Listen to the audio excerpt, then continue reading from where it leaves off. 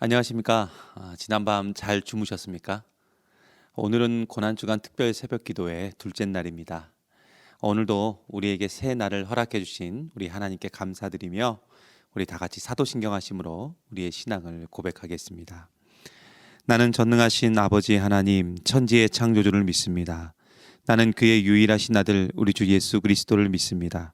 그는 성령으로 잉태되어 동정녀 마리아에게서 나시고 본디오 빌라도에게 고난을 받아 십자가에 못 박혀 죽으시고 장사된 지 사흘 만에 죽은 자 가운데서 다시 살아나셨으며 하늘에 오르시어 전능하신 아버지 하나님 우편에 앉아 계시다가 거기로부터 살아있는 자와 죽은 자를 심판하러 오십니다. 나는 성령을 믿으며 거룩한 공교회와 성도의 교제와 죄를 용서받는 것과 몸의 부활과 영생을 믿습니다. 아멘. 교회 소식 몇 가지만 좀 알려드리겠습니다. 지금 우리는 고난주간 특별 새벽기도의 기간입니다. 여러분 이 고난주간 특별 새벽기도에 꼭 열심히 함께 해주시고요. 주변에 있는 분들과도 연락을 하셔서 함께 하실 수 있도록 도와주시면 진심으로 감사하겠습니다.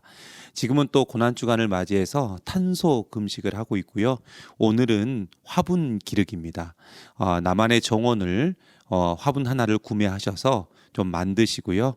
그걸 매일 바라보시면서 창조주 하나님의 마음을 헤아리며 참 보기 좋다라고 한번 다 같이 해봤으면 좋겠습니다.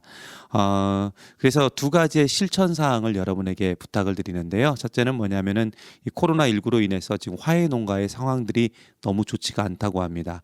예쁜 꽃을 사서 한 송이라도 좋으니까요.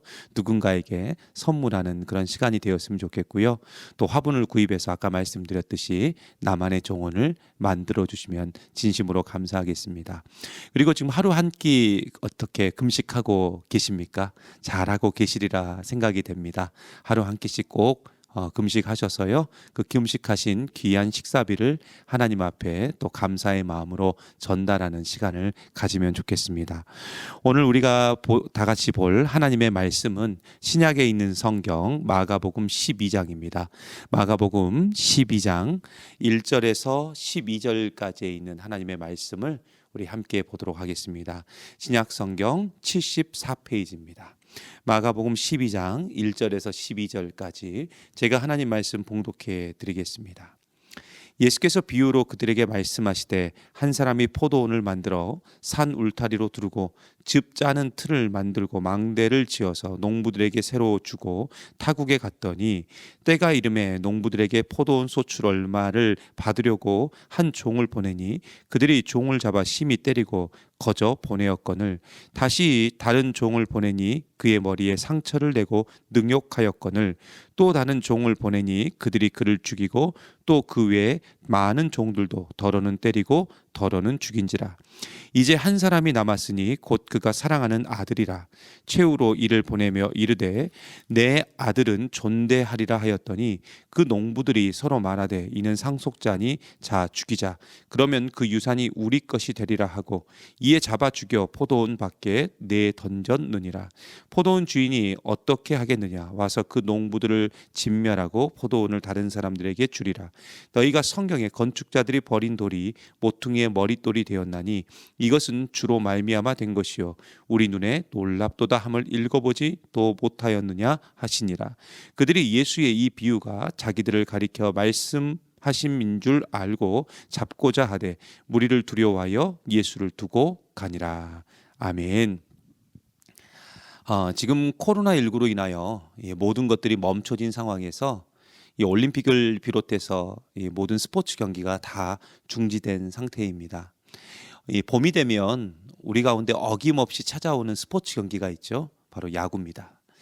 한국 사람이라면 누구나 야구를 굉장히 좋아하고요. 거의 대부분 자신이 응원하는 팀 하나쯤은 있습니다.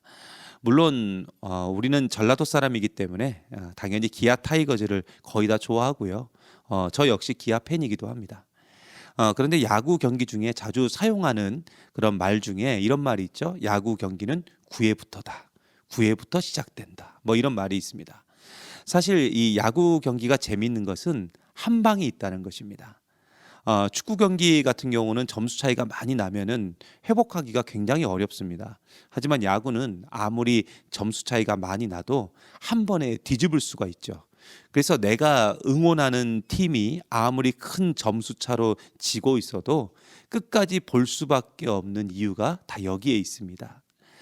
그리고 진짜 9회 말 역전이 되고 또 경기가 승리로 마칠 때 그때 우리가 갖게 되는 그 쾌감과 희열은 정말로 말로 표현할 수가 없죠.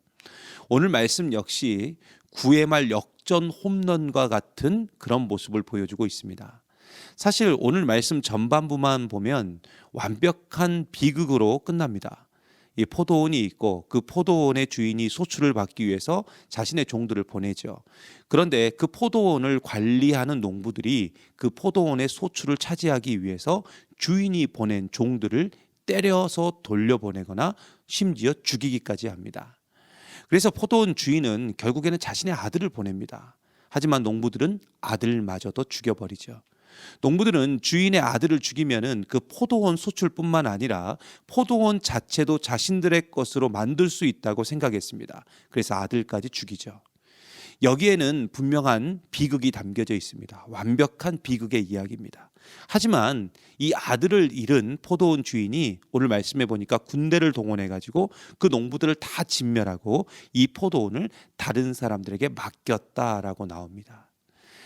이 이야기는 예수님의 비유입니다. 기능을 잃어버린 성전을 향해서 분노하시고 그 분노를 행동으로 보여주셨던 예수님은 당시 종교 지도자였던 대제사장, 서기관, 장로들에게 무슨 권위로 이 일을 하는가라는 질문을 받게 됩니다.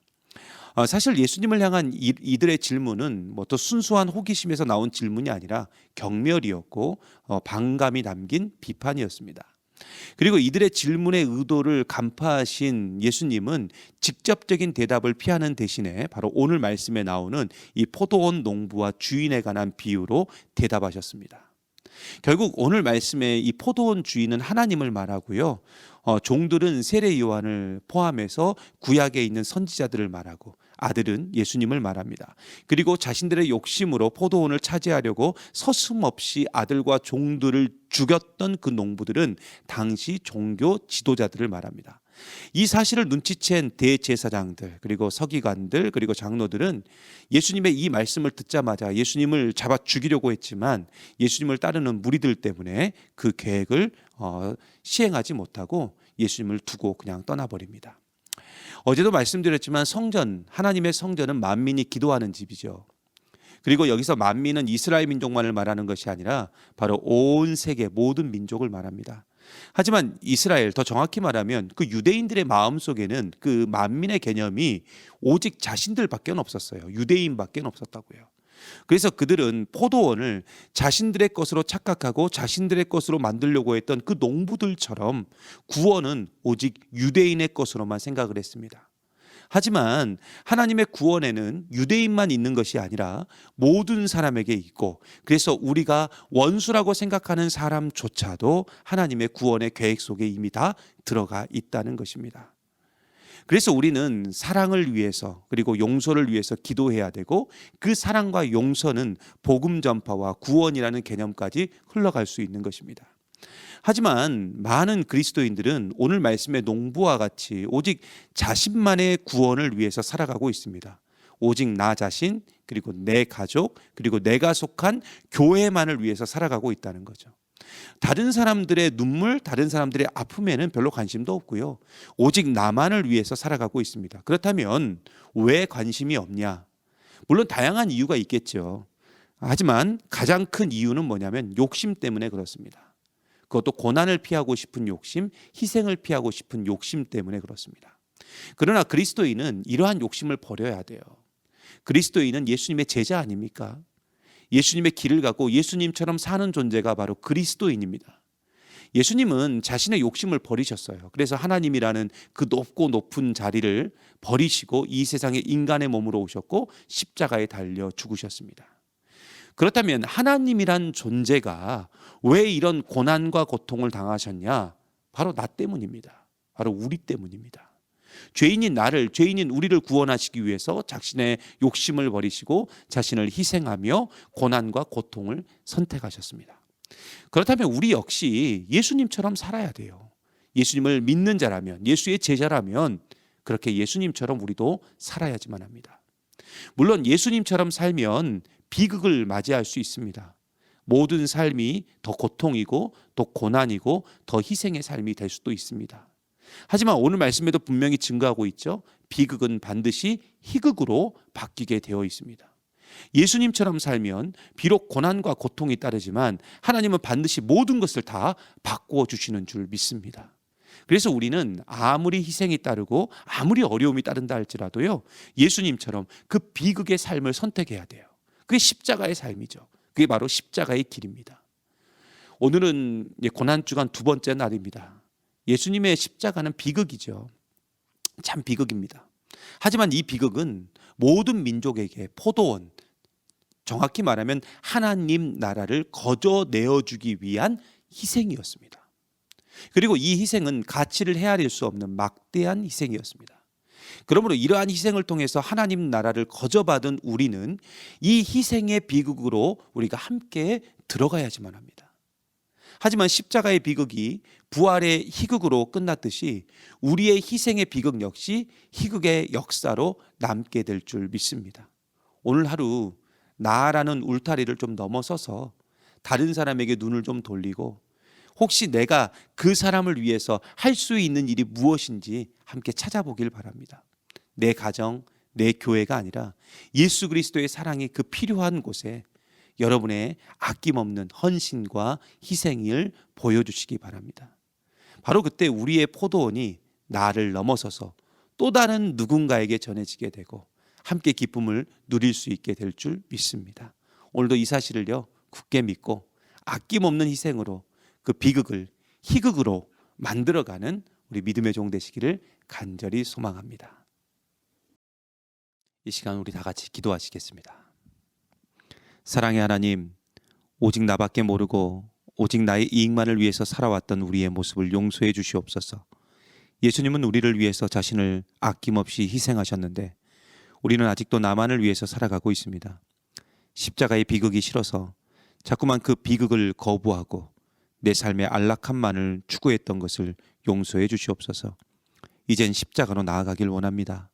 나를 위해서 헤아릴 수 없는 사랑과 희생을 치르신 예수님의 희생에 동참하길 원합니다. 그리고 내가 소유한 하나님 나라를 함께 나누길 원합니다.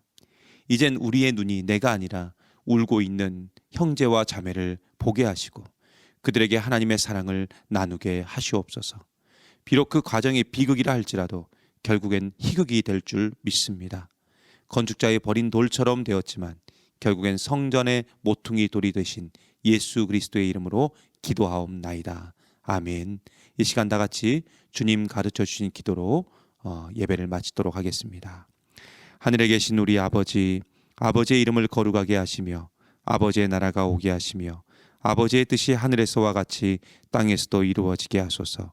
오늘 우리에게 일용할 양식을 주시고 우리가 우리에게 잘못한 사람을 용서하여 준 것 같이 우리 죄를 용서하여 주시고 우리를 시험에 빠지지 않게 하시고 악에서 구하소서. 나라와 권능과 영광이 영원히 아버지의 것입니다. 아멘.